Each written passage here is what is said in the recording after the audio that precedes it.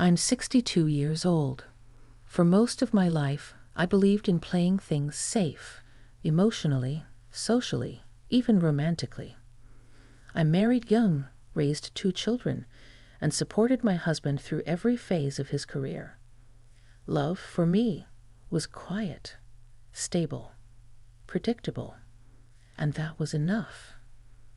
But then, one evening shattered everything I thought I knew about myself. I never thought something like this could happen to me. Please, don't make the same mistake I did. My husband's company had just wrapped up another quarterly dinner, one of those semi-formal affairs hosted at our house ever since Gary got promoted. He liked the personal touch, he said. It made his team feel appreciated. I didn't mind. I had always been the quiet hostess, arranging wine glasses, folding cloth napkins just right, making small talk with the same familiar faces. That night, people lingered longer than usual. The fire pit in the backyard glowed amber, and the air carried that crisp Southern California breeze that always shows up in late spring. I remember standing near the kitchen island, rinsing a wine glass, watching the tail end of a conversation between Gary and one of his colleagues, a man named Robert. Robert had been working with Gary for a couple of years, but I hadn't spoken to him much beyond polite exchanges. He was a few years younger than us, maybe late 50s, tall with the kind of presence that made people lean in when he talked. Not overly charming, not trying too hard, just present. Still, I never paid much attention. Not really. Eventually, people began saying their goodbyes. I stacked dessert plates and thanked everyone as they walked out the front door. Robert was the last one left. "I'll help you bring the chairs in," he offered, already reaching for the ones around the fire pit. I should have said no. I almost did, but I didn't. "All right," I said, wiping my hands on a towel. "Thank you." We worked quietly for a moment, the night wrapping around us like a blanket. The silence wasn't uncomfortable, just full. You know the kind I mean. He carried 2 chairs into the garage while I gathered the cushions. When he came back, he paused in the doorway and looked at me. Really looked. "Do you ever get tired of doing all this?" he asked. I blinked. "What do you mean?" "This," he said, gesturing vaguely to the house. "Hosting, smiling, playing your part." I felt a flicker of something in my chest. A tiny shift. It's not playing a part. It's just life. He gave a slow nod, but I could see the question still behind his eyes. "Yeah, I guess it is." We stood there, quiet again. The air between us stretched taut, like an invisible thread pulled too tight. "I should get going," he said finally. I walked him to the front door. My hand brushed against his as I opened it, and for a second I felt the warmth of his skin linger far longer than it should have. "Thanks for the help," I said, my voice softer than I meant it to be. He stepped out, turned, and looked at me, really looked. "You're more than this, you know," he said. And then he was gone. I closed the door, heart pounding in my ears like I'd just sprinted a mile. I leaned against the frame, staring at the empty hallway, trying to understand why a simple conversation had rattled something loose inside me, something I hadn't felt in years. Gary came in from the backyard a few minutes later, smiling, talking about some numbers he and Robert had discussed by the fire. I smiled and nodded. But I couldn't stop thinking about what Robert had said. "You're more than this, you know." That night, I lay awake in bed next to my husband of 38 years and wondered, not for the first time, who I really was underneath all the routines, the caregiving, the decades of being good. And whether someone else, someone unexpected, had just seen that woman more clearly than I ever had. The next morning, the house was quiet in that familiar, settled way. Gary had already left for the office, his travel mug gone from the counter, and his cologne lingering faintly in the air. I made myself a cup of tea and stood by the window, looking out at the backyard where the embers from last night's fire pit were now cold and gray. I tried to shake it off. I told myself it had just been a moment, a flicker of something I wasn't used to feeling. But as I stood there, I realized it wasn't just about Robert. It was about me. It had been years since anyone had looked at me like that, asked me a question that didn't involve dinner plans or logistics. I had spent so long tending to everyone else's lives that I had somehow misplaced my own. Around noon, I got a text. Unknown number.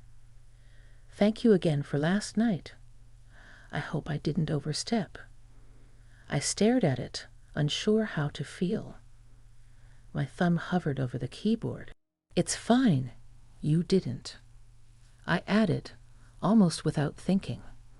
It was unexpected. He replied almost instantly. Sometimes unexpected is exactly what we need. I set the phone down, heart thudding again.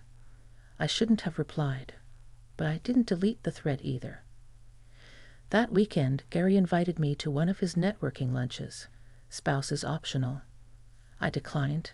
He didn't press, which somehow stung more than if he had. Instead, I spent the afternoon wandering around the local farmers' market alone. The colors of ripe tomatoes and wildflowers blurred around me as I thought about the strange knot that had taken up residence in my chest. I wasn't looking for anything. I wasn't unhappy. But I couldn't stop thinking about how easily Robert had seen through me, like he was the first person in years who even tried. The next time I saw him, it wasn't planned. I had just finished dropping off some baked goods at Gary's office for their monthly team meeting, something I'd done for years without a second thought. I was heading back to my car when I heard someone say my name. Margaret. I turned.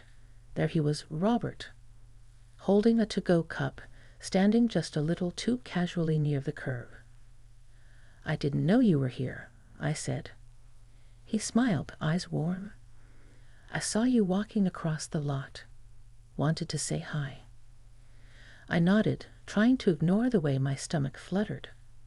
Well, hi. We stood there, traffic humming softly in the distance. Then he asked, Can I walk you to your car? I hesitated, but nodded. We walked slowly, our conversation light at first. Weather, the weekend plans, some offhand comment about the lemon bars I'd brought in. But when we reached my car, he paused. I meant what I said the other night, he said. I swallowed. I know. You don't have to answer me. I see something in you, something bright that's been dimmed. I looked down, my hands gripping the strap of my purse tighter than necessary. It's complicated. I know, he said gently.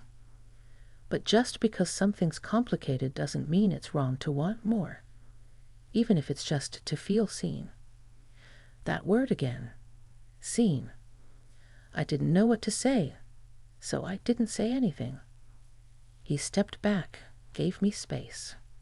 Take care, Margaret. I watched him walk away, my chest aching in a way that scared me. Not because of him, but because I realized how little of myself I'd acknowledged in decades. That night, I didn't tell Gary about the conversation. I told myself it didn't matter. It was nothing. But deep down, I knew that a quiet door had opened, and I wasn't sure I could close it again. The days that followed moved in slow motion, like I was watching my own life from behind glass.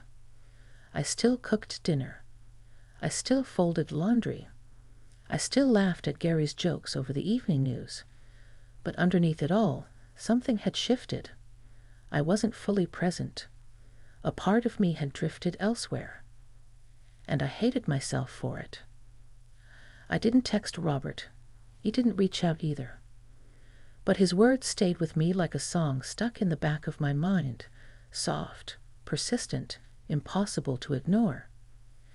Then one Thursday afternoon, Gary called to say he'd be staying late at the office for a conference call with their regional team. "I'll just grab dinner with the guys," he said.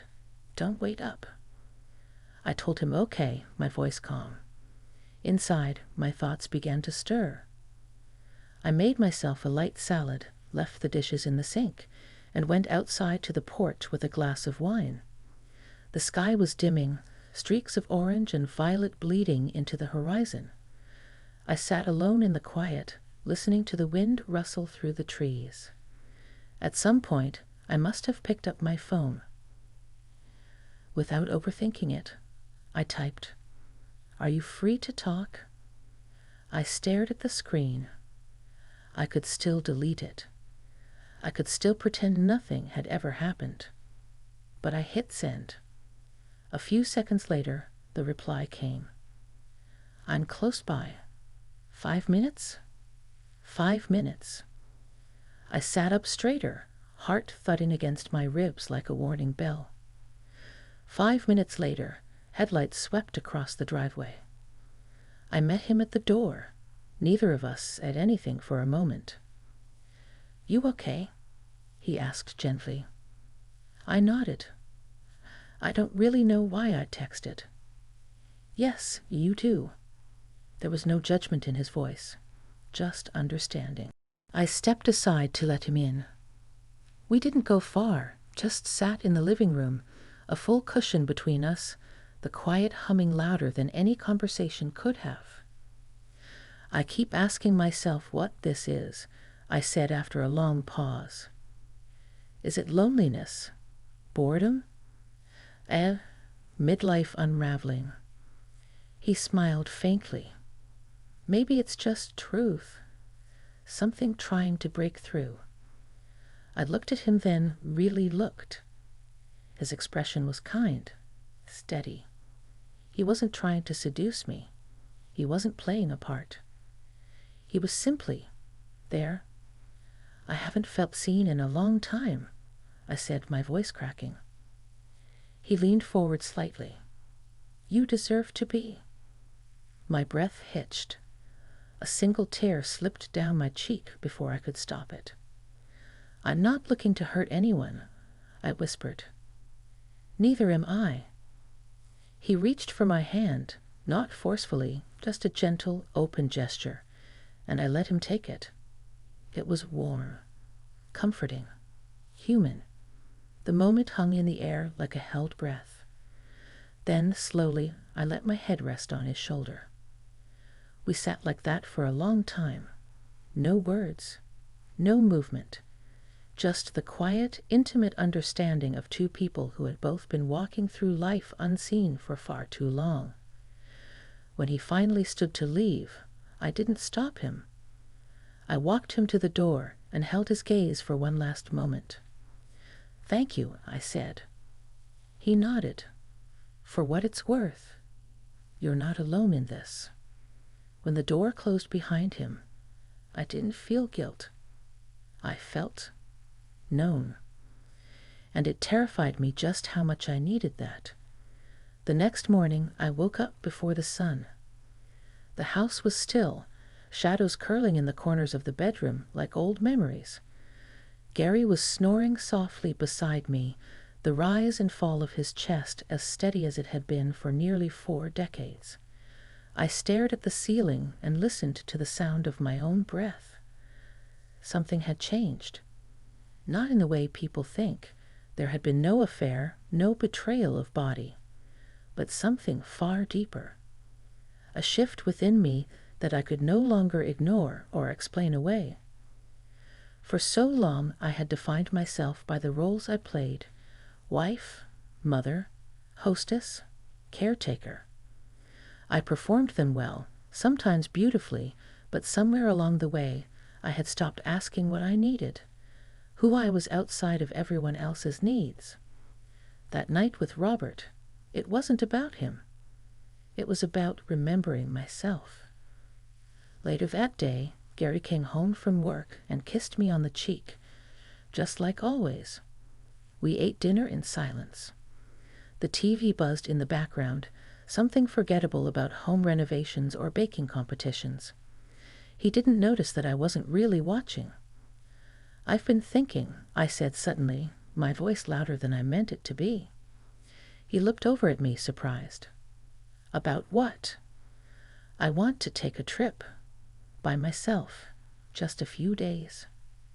He blinked. "A trip?" "Yes. I found a cabin up near Mendocino. It's quiet, private. I think I need some space. To think. To breathe." He stared at me for a long moment. "Is something wrong?" "No," I said, and for once I meant it. "I just need to find out what's right." The next morning, I packed a small suitcase, kissed Gary goodbye, and drove north. The cabin was nestled between redwoods, fog weaving through the branches like silk. There was no TV, no internet, no noise except birdsong and the rustle of the trees. I lit a fire, made tea, and sat for hours with a journal in my lap, filling the pages with thoughts I hadn't dared say aloud in years. I didn't contact Robert. I didn't need to. Because this wasn't about chasing someone new.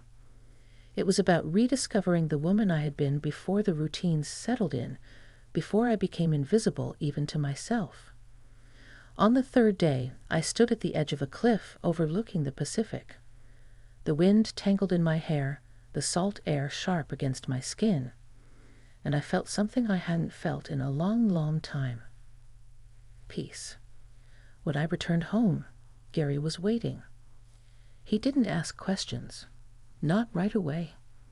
But a few nights later, he turned to me in bed and said quietly, "You've changed." I took his hand in mine. Maybe I finally came back to myself. He didn't speak, just held on tighter. We're still together. We still laugh, still argue about silly things, still fall asleep to the hum of the same TV shows. But now there's honesty between us. A quiet understanding that we both have more growing to do, individually and together. As for Robert, he remains a moment, a turning point. Not a scandal, not a secret, just a mirror held up at the exact right time. If you've ever found yourself staring at your own life and wondering where you went, don't wait for someone else to hand you the answer.